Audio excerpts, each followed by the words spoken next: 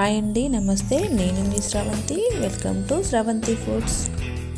ఈరోజు మన వీడియోలో చూడబోయే రెసిపీ వచ్చేసి ఆలూతో చేసుకునే ఒక మంచి రెసిపీని చూద్దాం. ఆలూతో ఎప్పుడు ఒకేలా కాకుండా ఇలా శనగపిండి వేసి చేయండి. టేస్ట్ చాలా బాగుంటుంది. తప్పకుండా ఓసారి ట్రై చేయండి. దీని ప్రాసెస్ ఎలానో చూద్దాం. ఇలా 300 గ్రామ్స్ పొటాటోని తీసుకొని వీటిపై ఉన్న పొట్టును మొత్తం తీసేసుకొని ఇలా చిన్నగా కట్ చేసుకోవాలి.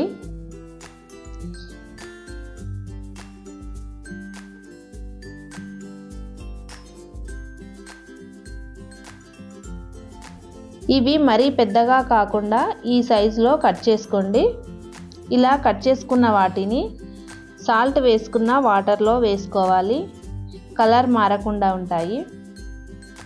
ఇలా అన్నీ కట్ చేసుకున్న తర్వాత స్టవ్ పై కడాయి పెట్టుకొని 1 స్పూన్ ఆయిల్ వేసుకొని 1 గరిటెడు శనగపిండిని వేసి బాగా ఫ్రై చేసుకోవాలి. పచ్చి వాసన ఏమీ లేకుండా ఈ ఆయిల్లో బాగా ఫ్రై చేసుకోవాలి. పచ్చి వాసన అంతా పోయిన తర్వాత దీనిని బౌల్లోకి తీసుకుందాం.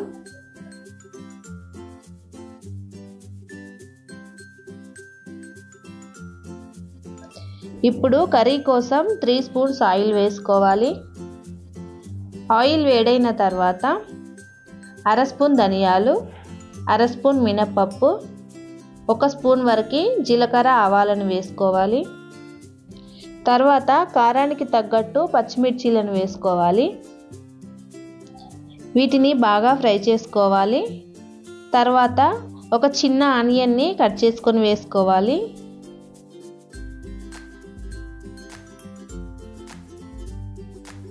అలాగే 1 రెమ్మ కరివేపాకు, 1 స్పూన్ అల్లం వెల్లుల్లి పేస్ట్ వేసుకోవాలి. వీటిని అంతా ఇలా కలుపుకోవాలి. తర్వాత 1 స్పూన్ పసుపు వేసి అంతా కలుపుకొని మనం కట్ చేసి పెట్టుకున్న ఆలు ముక్కలను వేసుకోవాలి. వీటిని అంతా కలుపుకొని టేస్ట్కి తగ్గట్టు సాల్ట్ వేసుకోవాలి.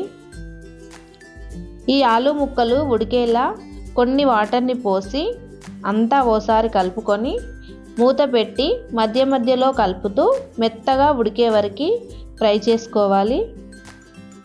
చూడండి, ఈ విధంగా ఉడికితే సరిపోతుంది.